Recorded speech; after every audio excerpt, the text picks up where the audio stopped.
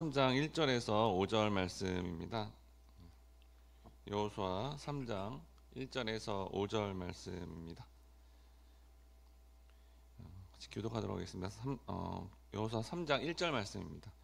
또 여호수아가 아침에 일찍이 일어나서 그와 모든 이스라엘 자손들과 더불어 시딤에서 떠나 요단에 이르러 건너가기 전에 거기서 유숙하니라. 사흘 후에 관리들이 진중으로 두루 다니며 백성에게 명령하여 이르되 너희는 레위 사람 제사장들이 너희 하나님 여호와의 언약궤 매는 것을 보거든 너희가 있는 곳을 떠나 그 뒤를 따르라. 그러나 너희와 그 사이 거리가 2000규빗쯤 되게 하고 그것에 가까이 하지는 말라. 그리하면 너희가 행할 길을 알리니 너희가 이전에 이 길을 지나보지 못하였음이니라 하니라. 5절 같이 읽겠습니다. 여호수아가 또 백성에게 이르되 너희는 자신을 성결하게 하라. 여호와께서 내일 너희 가운데 기이한 일들을 행하시리라. 아멘. 할렐루야. 하나님께서 우리로 하여금 말씀을 듣고 새로운 길로 나아가는 자리로 우리를 부르셨습니다. 오늘은 새로운 길을 가려면이라는 제목으로 말씀을 나눌 때 은혜로운 시간 되시길 바랍니다. 여호수아 3장 1절에 보니까 또 여호수아가 아침에 일찍이 일어나서 그와 모든 이스라엘 자손들과 더불어 시딤에서 떠나 요단에 이르러 건너가기 전에 거기서 유숙하니라 라고 되어 있습니다. 여기 여호수아가 아침에 일찍이 일어났다라고 하는데 이는 새벽으로 유대 시간에 보면 지금 새벽 3시부터 6시 사이의 시간을 의미합니다. 여기 새벽은 하나님을 찾는 것이 깜깜한 어둠 가운데서 한 줄기 빛을 찾는다라는 의미가 있습니다. 그러니까 이를 통해 매일 하루가 시작되는 아침에 눈을 뜰 때 어떠한 생각을 갖는지가 아주 중요하다라는 것을 알 수 있습니다. 일어나자마자 한번 해보십시오. 짜증내고 두려워하면 하루 종일 그런 마음들이 우리 가운데 생각나서 짜증나고 두렵습니다. 하지만 일어나자마자 말씀을 묵상하고 기도함으로 하나님이 함께하는 이 주어진 삶을 살면 소망을 갖게 되고 활력을 얻게 된다라는 겁니다. 그런데 여기 새벽에 떠난 곳이 바로 시딤이라고 성경이 기록되어 있습니다. 여기 시딤은 민수기 25장에 보면 발람의 꾀에 넘어간 이스라엘 백성과 이 모압 여인들의 음행 사건이 일어난 장소로 하나님 앞에 불순종하며 죄악이 거했던 그런 추억의 땅이었다라는 겁니다. 사실 새벽에 일어나고자 하면 밤에 일찍 자야 되고요. 그러면 밤의 문화에 해당되는 세상의 유혹에서 저절로 멀어지게 되는 것입니다. 체질상 아니면 스케줄상 문제가 없다면 우리는 일찍 자고 새벽에 일어나 하나님을 만남으로부터 오게 되는 그 하나님의 임재를 누림으로 매일 주어지는 삶에 느낄 수밖에 없는 두려움에서 벗어나 새로운 삶을 하늘 소망을 가지고 활기차게 살아갈 수 있다라는 겁니다. 근데 우리가 이 과정을 통해서 반드시 거쳐야 되는 과정이 있습니다. 여호수아 3장 1절 하반절에 보니까 요단에 이르러 건너가기 전에 거기서 유숙하니라 라고 되어 있습니다. 여기 유숙이라는 단어는 숙박하다라는 의미입니다. 이는 요단강을 건너기 전에 하나님은 우리로 하여금 숙박하면서 기다리는 시간을 가지게 하셨다라는 겁니다. 바로 이스라엘 백성들이 요단 강가에서 3일 동안 기다리는 동안에 하나님으로부터 여호수아를 통해서 계시의 음성을 듣게 했다라는 겁니다. 이를 통해서 하나님의 백성은 주어진 일을 자신이 막 계획 세워서 막 실행하는 것이 아니라 이 하나님의 일하심 또 하나님의 계시와 말씀을 기다리는 과정이 필요하다는 겁니다. 오늘날의 성도도 어떤 일을 하기 전에 먼저 하나님께 기도하고요. 하나님의 뜻이 뭔가 말씀을 묵상하고 이 기다리는 게 절대적인 시간이 필요하다라는 겁니다. 성경에 보면 하나님을 기다리지 못해 심한 고통과 실패를 겪는 사람들의 모습들이 나옵니다. 믿음의 조상이라는 아브라함도 약속의 땅인 가나안 땅에 갔다가 거기서 머무르고 하나님을 기다려야 되는데 자신의 판단을 가지고 애굽에 내려갔다가 아내를 빼앗기는 굉장히 큰 어려움을 겪게 됩니다. 또한 이스라엘의 최초의 왕인 사울 왕도 사무엘 선지자를 또 하나님을 기다려야 했어야 되는데 자신이 제사장 역할을 하겠다고 나섬으로 말미암아 큰 어려움을 겪게 됩니다. 사실 성도가 이 땅에서 신앙생활 중 가장 힘든 것은 어떤 계획도 세우지 않고 자신이 직접 일하지 않고 하나님의 일하심을 끝까지 믿고 기도하며 기다리는 것이 가장 사실 힘든 일입니다. 우리가 이러한 하나님의 함께함을 온전히 경험하려면 일을 먼저 하기에 앞서 하나님의 계획과 일하심을 믿고 기다리는 것이 반드시 필요한 것이며, 이렇게 될 때 우리는 이전에 가지 못한 새로운 길을 가게 된다라는 겁니다. 마침내 그 기다림 속에 하나님의 명령이 주어지게 됩니다. 여호수아 3장 2절에서 3절에 보니까 사울의 관리들이 진중으로 두루 다니며 백성들에게 명령하여 이르되 너희는 레위 사람 제사장들이 너희 하나님 여호와의 언약궤에 매는 것을 보거든 너희가 있는 곳을 떠나 그 뒤를 따르라라고 합니다. 본문의 여호수아에서 이 언약궤가 처음 언급된 곳으로서 바로 이는 하나님의 함께함을 상징합니다. 여러분, 언약궤에는 그 안에 뭐가 들어가 있죠? 여러분 잘 아시듯이 이 언약궤에는 첫 번째 아론의 쌍난 지팡이가 들어가 있습니다. 이 아론의 쌍난 지팡이는 모세의 권위에 대항한 고라 족속의 반역에 대해서 하나님이 아론의 죽은 나무인 이 지팡이에 싹이 나게 함으로 말미암아 바로 하나님의 절대적인 주권 속에 이 모든 것이 일어난다는 것을 인정해야 된다는 것을 상징하고 있습니다. 두 번째는 이 만나 항아리가 있는데요. 이 만나는 이스라엘 백성들이 광야에서 하나님께서 자신들에게 이 먹을 것을 주시면서 하나님의 율법을 잘 지킬 수 있다고 선언했으나 실상은 만나를 주어도 그들이 불순종했다는 불순종의 증거로 만나가 들어가 있습니다.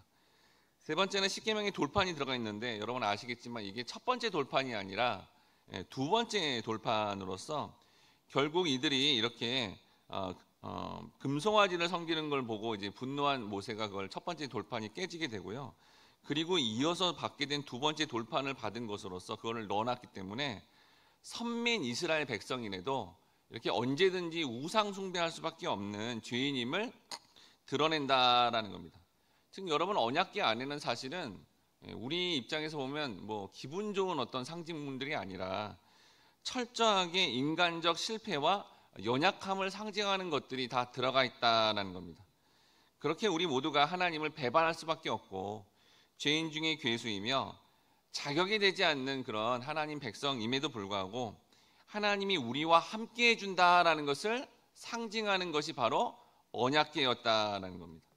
그런데 오늘 이 언약궤의 상징이 무엇인지 말씀을 통해 깨달은 자는 바로 하나님께 죄를 짓더라도, 반복적인 죄를 짓더라도 다시 나가는데 꺼리낌이 없다는 것을 또 언약궤를 통해서 말씀하고 있다는 겁니다.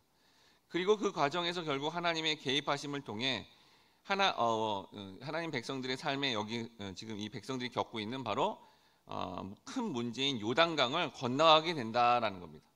그래서 언약궤가 백성들 앞에 나아가야 되며 백성들은 그 뒤를 따라가는 것이 바로 신앙의 삶이고, 이것을 깨닫는 삶이 바로 새로운 길을 가는 우리의 삶이다라는 겁니다. 이렇게 하나님의 말씀을 믿음으로 반응할 때 주님이 함께 하시고요, 이때 우리는 놀라운 새로운 삶, 기이한 삶을 살게 됩니다. 여호수아 3장 5절에 보니까 여호수아가 또 백성에게 이르되 너희는 자신을 선결하게 하라. 여호와께서 내일 너희 가운데 기이한 일들을 행하시리라 라고 되어 있습니다. 여기 성경의 말씀에 보니까 성결은 거룩하다라는 의미를 가집니다. 일반적으로 제의적인 용어로서 사용되어서 여호와께 바치는 어떤 물질적인 대상을 가리키는 것입니다.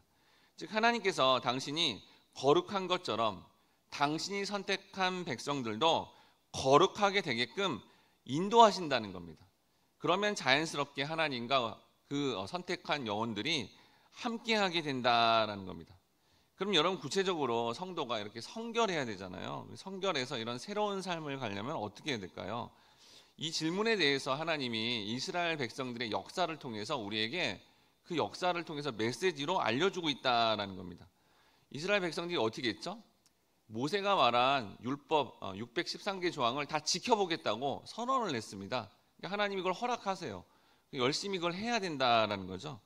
오늘날에도 여러분, 하나님 앞에 우리가 성결할 수 있는 것들을 열심히 다 해보아야 됩니다. 하나님께 정말 성결하고자 새벽에 일어나 기도하는 것부터 시작해서 TV를 비롯한 유튜브 영상을 보지 않으려고 열심히 노력하면서 말씀대로 철저하게 그렇게 살아보려고 노력해 봐야 된다라는 거예요. 이스라엘 백성들이 율법을 지켜보고자 최선을 다한 것처럼 우리도 최선을 다해야 된다는 겁니다. 그런데 여러분, 이스라엘 백성들이 그걸 열심히 지켜보겠다고 했지만 어떻게 됐죠? 철저하게 다 실패하고 말았습니다. 우리 또한 우리가 노력하는 성결의 삶은 이거 실패할 수밖에 없구나, 안 되는구나 라는 것을 깨달아야 된다는 겁니다.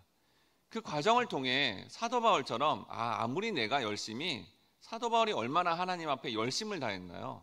자신이 정말 목숨을 걸고 율법을 지키고자 최선을 다했지만 내가 진짜 죄인 중에 괴수이구나, 내 노력으로 하나님이 요구하시는 성결에 이를 수 없다는 것을 어떻게 해요? 철저하게 인정해야 된다는 겁니다.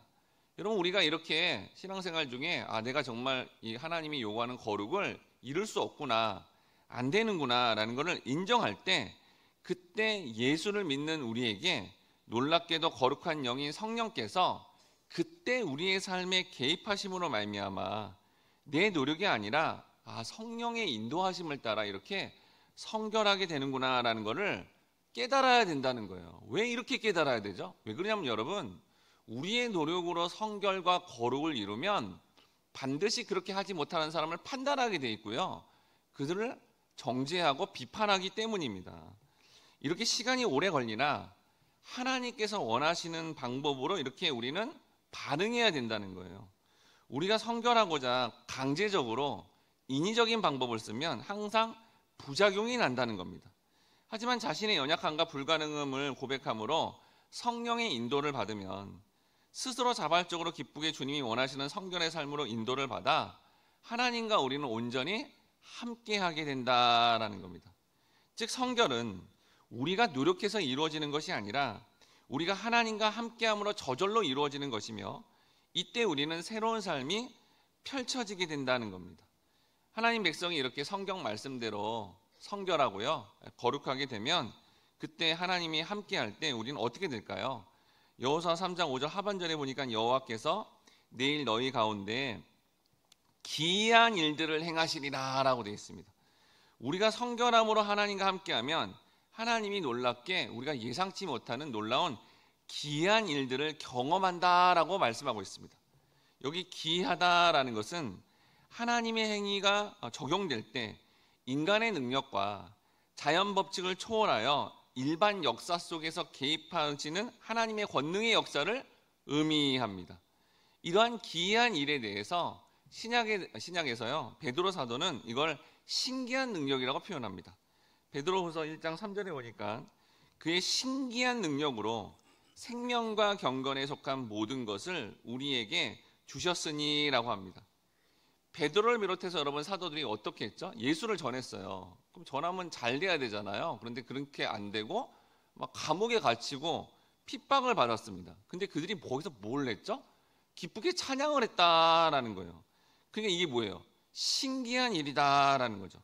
오늘날에도 성도가 자신의 노력이 아니라 하나님의 인도를 받아 이 성결함으로 하나님과 함께하면 불면 삶에 고통이 주어져요. 그런데도 놀랍게도 그 과정이 예수를 닮아가는 과정이구나라는 걸 깨닫게 되며 이것조차도 자신에게 영적인 큰 유익함이 된다라는 것을 깨닫게 하심으로 말미암아 놀랍게도 고통인데 그 자리에서 찬양하게 되므로 신기한 능력을 경험하게 된다라는 겁니다. 사실 성도가 하나님의 일을 한다고 했으나 이런 고통 중에 있으면 세상의 논리로 보면 하나님을 배도해야 됩니다. 그런데 정말 신기하게도 그러한 세상의 논조에 반응하지 않고 고통의 자리에서도 하나님을 의지함으로 말미암아 얻게 되는 놀라운 기쁨, 하나님의 함께하는 임재를 경험하면 기쁘게 찬양함으로 말미암아 너무나 신기한 일들을 우리가 신앙생활 가운데 경험하게 되는데, 이게 바로 성도가 이전에 가지 못한 새로운 삶이다라는 것을 말씀이 오늘 말씀하고 있다는 겁니다.